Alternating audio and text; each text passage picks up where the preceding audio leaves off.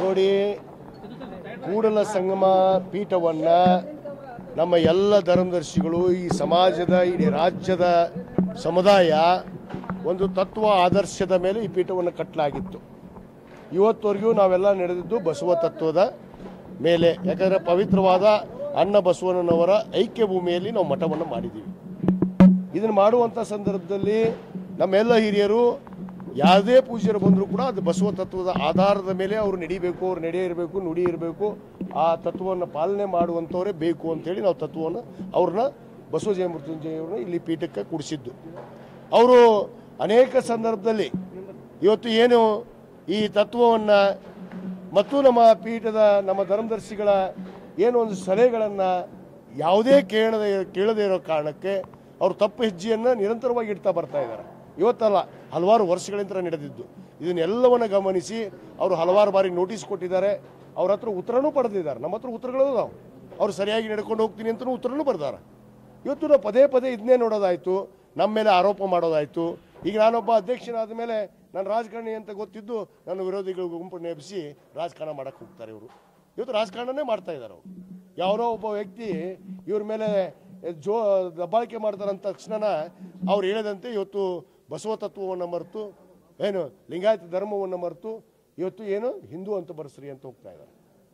ಇವತ್ತು ಭಾಳ ಸ್ಪಷ್ಟವಾಗಿ ಇವತ್ತು ನಮ್ಮ ಪ್ರಧಾನ ಕಾರ್ಯದರ್ಶಿಗಳಂತ ನೀಲಕಂಠ ಸೂಟಿಯವರು ಮತ್ತು ಅನೇಕ ಧರ್ಮದರ್ಶಿಗಳು ಇವತ್ತು ಒಂದು ನಿರ್ಧಾರವನ್ನು ಅವರು ಕೈಗೊಂಡಿದ್ದಾರೆ. ಇವತ್ತೇನು ಅವರನ್ನು ಈ ಪೀಠದಿಂತ ಇವತ್ತಿನಿಂತರೇ ಈಗಿಂತರೇ ಅವರು ಈ ಪೀಠಕ್ಕೆ ಬರೋಂಗಿಲ್ಲ, ಅವರು ಈ ಪೀಠದ ಜಗದ್ಗುರುಗಳು ಅಲ್ಲ ಅನ್ನೋದನ್ನು ಭಾಳ ಸ್ಪಷ್ಟಪಡಿಸಿ ಹೋಗಿದ್ದಾರೆ. ಅದರಂತೆ ಇವತ್ತು ನನ್ನ ವೈಯಕ್ತಿಕ ನಿರ್ಣಯ ಅಲ್ಲ, ಇದು ನಮ್ಮ ಪೀಠದ ನಿರ್ಣಯ. ಪೀಠದಲ್ಲಿ ನಾನು ಒಬ್ಬ ಧರ್ಮದರ್ಶಿ. ಇವತ್ತು ನನ್ನ ಅಧ್ಯಕ್ಷನ ಮಾಡಿರ್ಬೋದು. ಇವತ್ತು ನಾನು ರಾಜಕಾರಣಿ ಅನ್ನೋ ಕಾರಣಕ್ಕೆ ಇವತ್ತು ಎದುರಿಸುವಂಥ ಕೆಲಸ ಹಿಂದೆ ನೋಡಿದರು. ವಿಷಾಪ್ರಾಸ್ತ ಮಾಡಿದಂಥ ಒಬ್ಬ ಏನು ವಿಧಾನಸಭೆಯ ಉಪನಾಯಕ, ವಿರೋಧ ಪಕ್ಷದ ಉಪನಾಯಕ ಹೇಳ್ತಿದ್ದ. ಮತ್ತು ಇವ್ರಿಗೆ ಬಿಗ ಹಾಕ್ಸಿದ್ರಿ ಅಂತ ಹೇಳಿದ್ರು. ನೀವು ಬಂದು ನೋಡಿದ್ರಿ, ಬಿಗ ಹಾಕಿದ್ವೋ ಗೇಟ್ ಹಚ್ಚಿದ್ವೋ ಅಂತೇಳಿ. ಇದು ಸುಮ್ಮನೆ ಆರೋಪ. ಅಂದರೆ ವಿನಾಕಾರಣ ನನ್ನ ಎದುರಿಸೋದಕ್ಕೆ ಇವ್ರು ನೋಡಿದರು. ಇವತ್ತೇನು ಟ್ರಸ್ಟು ನಮ್ಮ ಎಲ್ಲ ಸದಸ್ಯರು ನಿರ್ಧಾರ ತೆಗೆದುಕೊಂಡಿದ್ದಾರೆ ಮತ್ತು ಸಮುದಾಯದ ಜನಪ್ರತಿನಿಧಿಗಳು ಕೂಡ ನಮ್ಮ ಗಮನಕ್ಕೆ ತಂದಿದ್ದಾರೆ. ಇವರು ನಡೆ ನುಡಿಗಳು ಮತ್ತು ಇವರು ಸ್ವಯಂ ಘೋಷಿತ ಆಸ್ತಿಗಳನ್ನು ಮಾಡಿದ್ದಾರೆ, ಸ್ವಯಂ ಘೋಷಿತ ಸಂಸ್ಥೆಗಳನ್ನು ಮಾಡಿದ್ದಾರೆ. ಇಲ್ಲೇ ಕೂಡಲ ಸಂಘದಲ್ಲಿ ಒಂದು ಶಾಲೆ ನಡೆಯುತ್ತೆ, ಇಲ್ಲೇ ಕೂಡಲ ಸಂಘದಲ್ಲಿ ಇವರು ಒಂದು ಸ್ವಂತ ಜಾಗ ತೊಗೊಂಡಿದ್ದಾರೆ. ಇವೆಲ್ಲವನ್ನು ತಗೊಂಡು ಇದನ್ನೆಲ್ಲ ಪರಿಗಣಿಸಲಾಗಿ ಇನ್ನೂ ಅನೇಕ ವಿಚಾರಗಳಿದಾವೆ. ಅವು ಹೇಳುವಂಥ ಮಾಧ್ಯಮದ ಮುಂದೆ ಹಂಚ್ಕೊಳ್ಳುವಂಥದ್ದಲ್ಲ, ಅದು ಸಮುದಾಯದವ್ರ ಮುಂದೆ ಹಂಚ್ಕೊತೀವಿ. ಅದು ಪರ್ಸನಲ್ ಆಗಿರುವಂಥ ವಿಷಯಗಳು, ಅವು ಪರ್ಸನಲ್ ಆಗಿ ಚರ್ಚೆ ಮಾಡ್ತೀವಿ. ಅದಕ್ಕೆ ಈ ಒಂದು ನಿರ್ಧಾರವನ್ನು ಇವತ್ತು ನಮ್ಮ ಧರ್ಮದರ್ಶಿಗಳು ತೆಗೆದುಕೊಂಡಿದ್ದಾರೆ. ಅದಕ್ಕೆ ನಾನು ಕೂಡ ಬದ್ಧವಾಗಿದ್ದೀನಿ. ಅತಿ ಖಾಸಗಿ ವಿಚಾರ, yes, that is too much personal ಅಂತ. ಈ ಸ್ವಾಮೀಜಿ ಅವ್ರನ್ನ ಉಚ್ಚಾಟನೆ ಮಾಡಿದ ಮೇಲೆ ಮಠಕ್ಕೆ ಪೀಠಕ್ಕೆ ಮತ್ತೊಬ್ಬ ಹೊಸ ಸ್ವಾಮೀಜಿಯನ್ನ ನೇಮಕ ಮಾಡೋದು ಖಂಡಿತವಾಗಿ ನಮ್ಮ ಸಮುದಾಯದ ಜನ ಏನು ನಿರ್ಧಾರ ಮಾಡ್ತಾರೋ ಮುಂದಿನ ನಿರ್ಧಾರವನ್ನು ನಾವು ಕೈಗೊಳ್ತೀವಿ. Thank you. ಯಾಕೆ ಬರ್ತಾರ ಬರ್ಬೇಕು, ಅದಕ್ಕೆ ಏನು ಅವಶ್ಯಕತೆ? ಏನು ತಿಂಗಳಿಗೆ 50,000 ರೂಪಾಯಿ ಬಿಲ್ ಕೊಟ್ಟಿವಿ ಇಲ್ಲಿ, ಎಲೆಕ್ಟ್ರಿಕ್ ಬಿಲ್. ಏನು ಕೆಲಸ ಆಗಿಲ್ಲ ನೋಡ್ರಿ, ಕೆಲಸ ಹೆಂಗೈತಿ. ದಾವಣಗೆರೆ ಮಾಡ್ಯಾರ, ಇವ್ರು ಮಾಡ್ಯಾರ, ಇಲ್ಲಿ 13 ಗುಂಟೆ ಮಾಡ್ಯಾರ, ಭಾಳ ಐತಿ ಅದು ವಿಚಾರ. ನೀವು ಕಾಶ್ಯಪ್ನವ್ರನ್ನ ಇವ್ರ ಹತ್ರ ಡಿಟೇಲ್ ಆಗಿ ಕೇಳಿ ಹೇಳ್ತಾರ.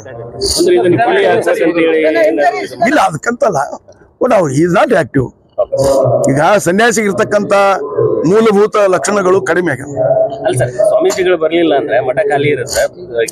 ಇಲ್ಲಿ ಪ್ರಸಾದ ನಿಲಯ ಚಲೋ ಮಾಡ್ತೀವಿ, ಪ್ರಸಾದ ನಡೀತೈತಿ. ಬಸವಣ್ಣವ್ರ ತತ್ವ ಐತಿ, ನಾವು ಪ್ರಸಾದ ಕೊಡ್ಬೇಕು ಅಂತೇಳಿ ಪ್ರಸಾದ ಚಲೋ ಮಾಡುದು. ಆ ಕಂಡೀಷನ್ ಮೇಲೆ ಹೇಳಿ ಕಾಶ್ಯಪ್ನವ್ರಿಗೆ. ಪ್ರಮುಖ ಕಾರಣ ಅನ್ನೋದಾದ್ರೆ ಒಂದು ಆಸ್ತಿ ಮಾಡಿರುವಂತದ್ದು ಬಹಳ ಅಂದಾಜು ಎಷ್ಟು ಕೋಟಿ ಆಸ್ತಿ ಇರ್ಬೋದು ಸರ್ ತಮ್ಮ ಗಮನಕ್ಕೆ ಬಂದಂಗ, ಟ್ರಸ್ಟಿ ಗಮನಕ್ಕೆ ಬಂದಂಗ ಅಂದಾಜು? I am not chartered accountant, but ಮಾಡಿದ್ದಾರೆ ಸಫಿಶಿಯಂಟ್. ಚಾರ್ಟರ್ಡ್ ಅಕೌಂಟೆಂಟ್ ನಿರ್ಣಯ ಕನ್ಸಿಡರ್ ಆಗುತ್ತೆ. ಅದೇನಾಗೋದಿಲ್ಲ, ಯಾವುದೇ ನಿರ್ಣಯ ಏನ ತಪ್ಪು ಮಾಡಿದ್ರು ಸಣ್ಣದಿಲ್ಲ ದೊಡ್ಡದಿಲ್ಲ ನಿರ್ಣಯ ತಪ್ಪಾದ. Okay, thank you. ಒಂದು ಈ ಜಾತಿ ಮತ್ತು ಶೈಕ್ಷಣಿಕ ಸರ್ವೆ ಇದ್ರೊಳಗೆ ಏನು ನಮ್ಮ ಸಮಾಜದವ್ರು ಏನು ಬರೆಸಬೇಕು ಅಂತಕ್ಕಂಥದ್ದು. ಒಂದನೇದು ಧಾರ್ಮಿಕ ಕಾಲಂನಲ್ಲಿ, ಅದರಲ್ಲಿ 11ನೇದು ಇತರೆ ಅಂತ ಐತಿ. ಇತರೆ ಇದರಲ್ಲಿ ಲಿಂಗಾಯತ ಅಂತ ಬಳಸಬೇಕು. ಇನ್ನೊಂದು ಜಾತಿಯ ಕಾಲಂನಲ್ಲಿ